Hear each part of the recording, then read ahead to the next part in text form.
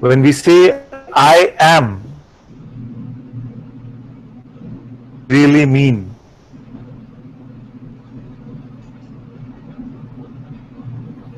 Well, for me, it's been the being is what it feels like, because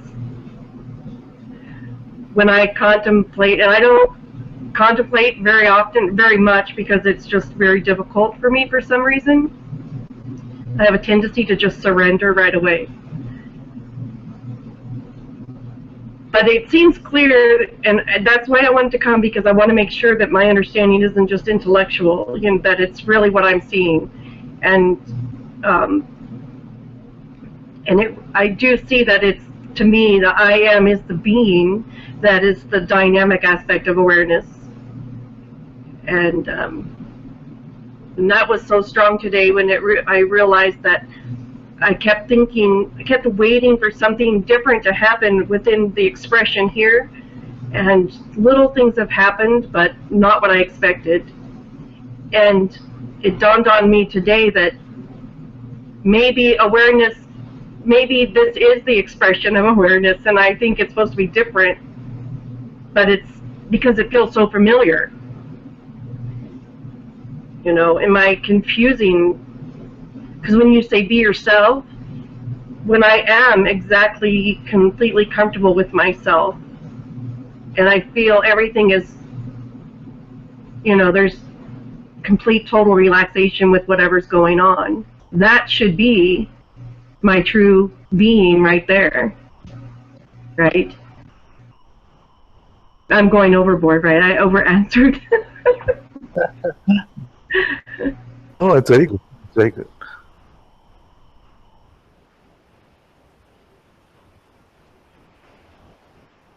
I feel to say to all of you also that there is nobody who doesn't truly the truths. There is nobody that doesn't truly know the truths. You see, because this knowing is not coming and going. You see, this is constant.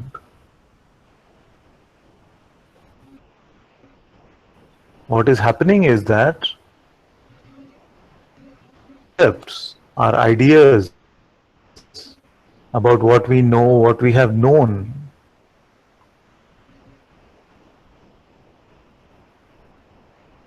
have made us, we don't know the truths because we know these concepts. But actually, in reality, knowing of concepts unless you were to first know yourself. You see, because who is that knows a concept?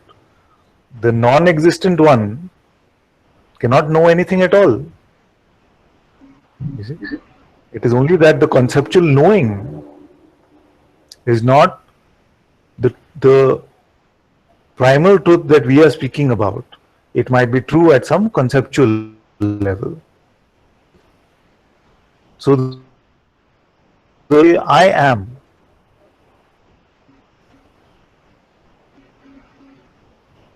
the knowing that I exist, must be present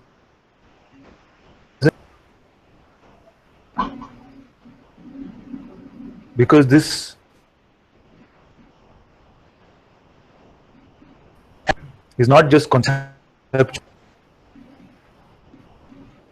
Concept means that it can be argued with, and based on who has the stronger argument, the concept can change. But there is no basis.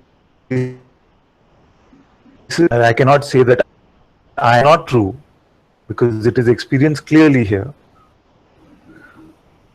So really, and on the weekend, some of you have been messaging me and we've been chatting where there's this sense that know anything at all. Even in this not knowing anything at all, Is any of you able to deny your existence?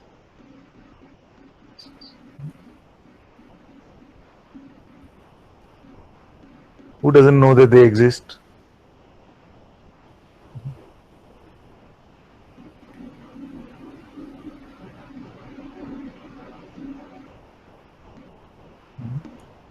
Krishna? Do you know that you exist or no?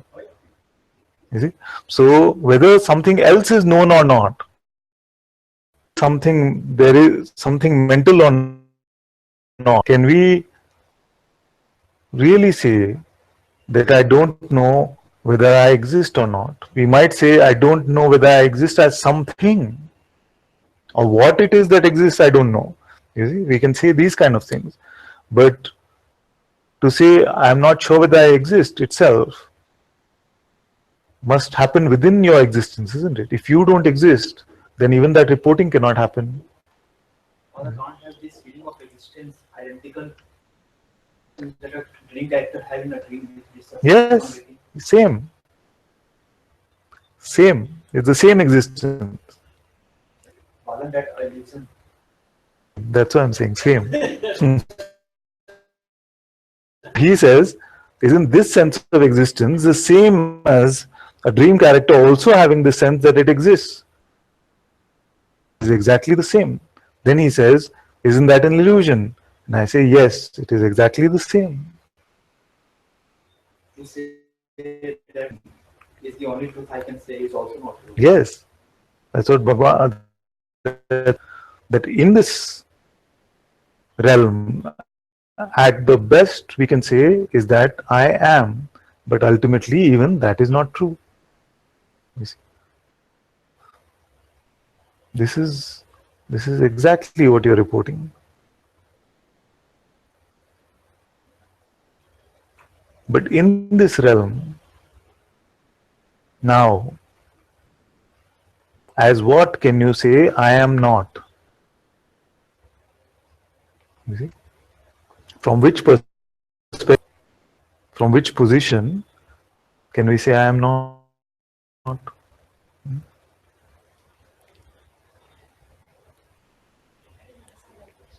From which position can we deny even existence?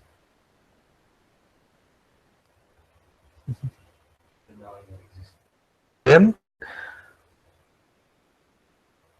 that knowing of existence itself, from that position, if something could be reported, we would be able to report that, yes, this knowingness is untouched even by our existence.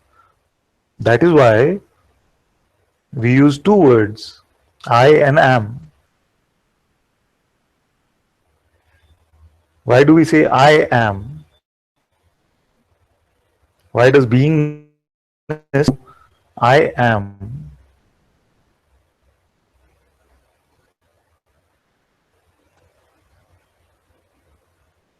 When we speak of most things, they are just those things. How many are with me? When we say glass, we don't say I glassiness. No, it's just a glass. You see? But when we say being, then why do we say I am?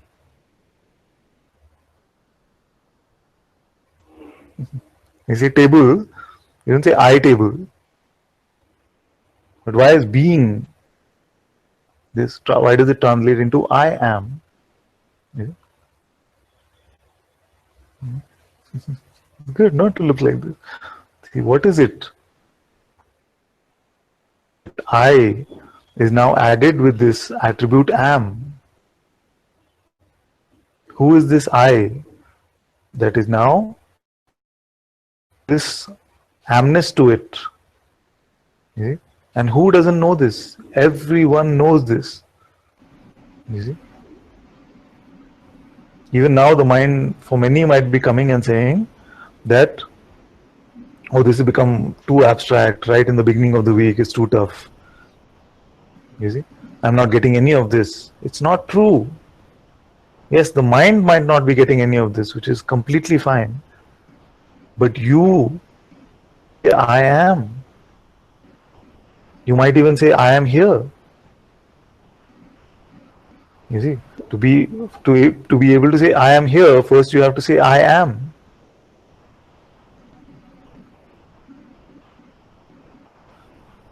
So we are just talking kindergarten stuff, actually.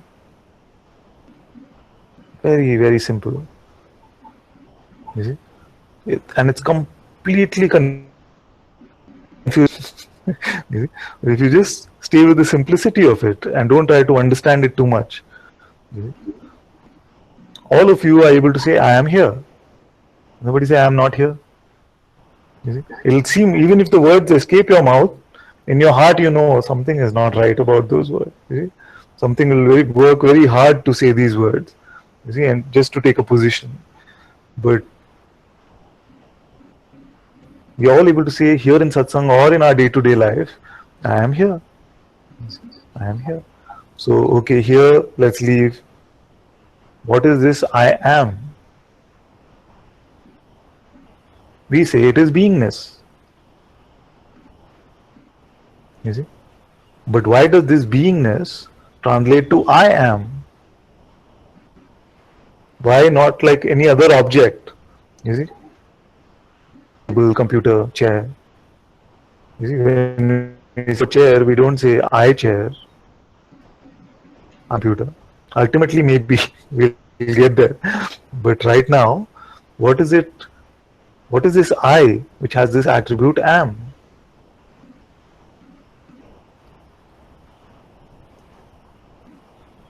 Can I answer that? Yes, my dear, it's for you. Yes. Oh, it's for me? Yes. Well, it feels like it's awareness announcing itself, Yeah. because when I contemplate on awareness, there's no, there's just silence. Yes. So, what are you saying? Are you saying that this I is awareness? Yes, I is awareness. yes. How is this known? Because there's no other answer that I can find. When I follow the pointings, when I contemplate, when I meditate, it all leads back to the same thing. It's the only answer. There is no other answer. I think what gets confusing. Oh, go ahead. I don't want to interrupt you. So, this I, does it ever change? No. Is it ever that at one moment it is something else which is am, and at the next moment it is something else? So, 1 minute there was a void which is now am, the next moment there's a white light which is now am, and the next moment there is whatever you might want to put over there which becomes am. Is this a changing I? Is there a change happening at that level? I didn't quite understand that pointing, but it doesn't change. It doesn't change. I can fool myself and, get it back into the person role, Yes. take things Yes. personally and forget, but it doesn't change. That's just Yes. like Yes. costume. So this I am, I'm saying doesn't change, but the attributes after I am this or I am that, that is constantly changing. So when we say the change is happening at a personal level, it must mean it is happening after the I am, isn't it? Yes. Again, it's a subtle point, so that's why I want to repeat it again for all of you. We say I am, which is amming. Is this I changing?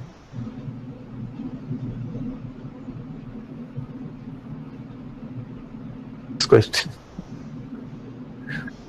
So this I that we are referring to, is that changing in any way? Do we signify different things when we say I am? Could we sometimes be signifying this sense of a void, sometimes a sense of some light, of a body, which is I am, irrespective of any other state. This what we're referring to as I am. Firstly, this I that we are referring to, it is amming as I say sometimes, this remains constant. Yes? See this?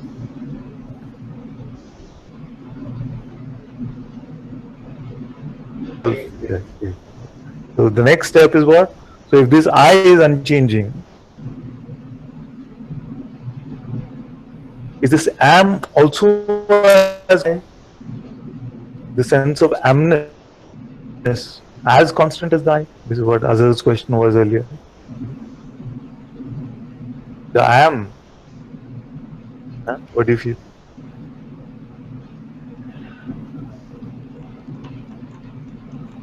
Yes, that's what. So this question is this. So is this amness?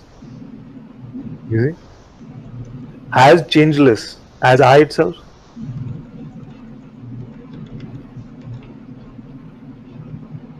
If it was, then why don't we just call it I? Why do we say I am?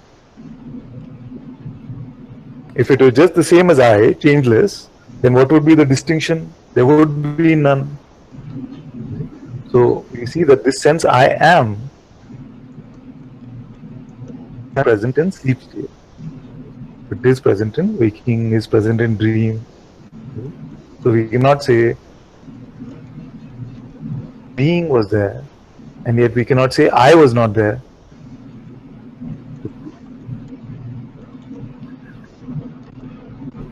But I was there to see this.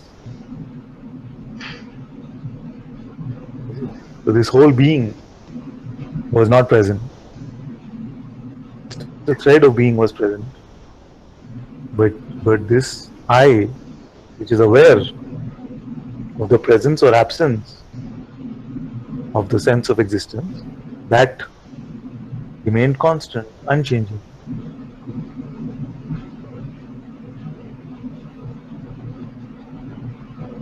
Then we see that this I is the ultimate truth.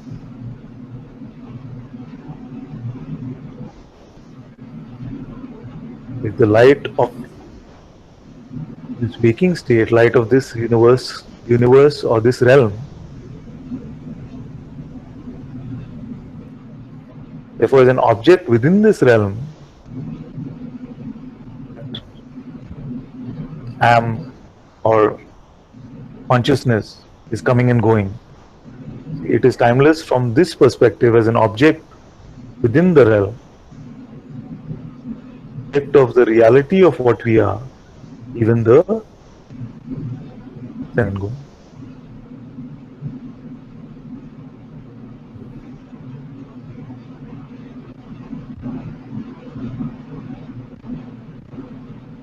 Therefore, if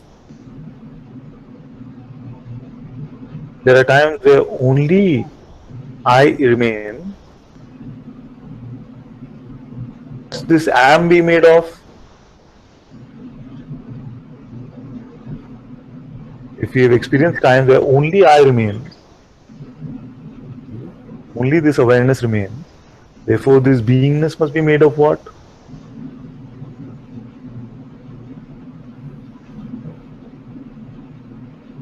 Even if it were just a thought, which we will look at, even that must be made of what? Because if only I remain, then anything that comes after that must be made up of what? This I only, isn't it? So if there's only water, then everything, whether ice or evaporated water or water itself, will be made up of water. So if it is clear that this I remains in the sleep, only this is there, then this being must also be this form of this, just a different qualitative feel of this.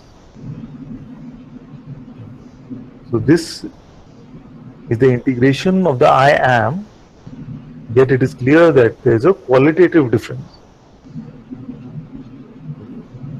So this I awareness, which is now appearing in the form of beingness, I am.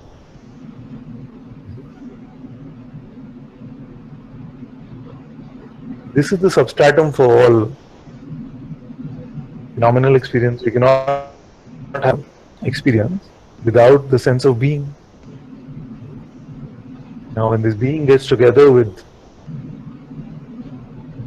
the power which comes, called attention, then all these various objects in the phenomenal realm, whether seeming inward or outward, seem to appear and disappear.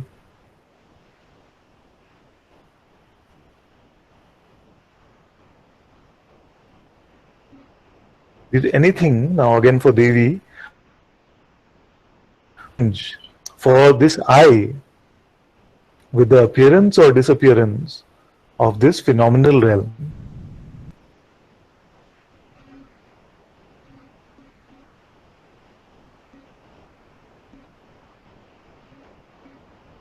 Can you say that again? Were you talking to me? Yes, I said, does anything change for this I with the appearance or disappearance of the phenomenal realm? No. Doesn't change. If this is I, That's how I knew. It's yes, I. That's yes, how. Because it doesn't change. When everything, exactly. I let go of everything, completely Yes. let go of everything. The only thing left is I. Very good. Therefore, also conversely, when so many things come, in our life, so many events happen in this phenomenal experiencing, what happened to this I?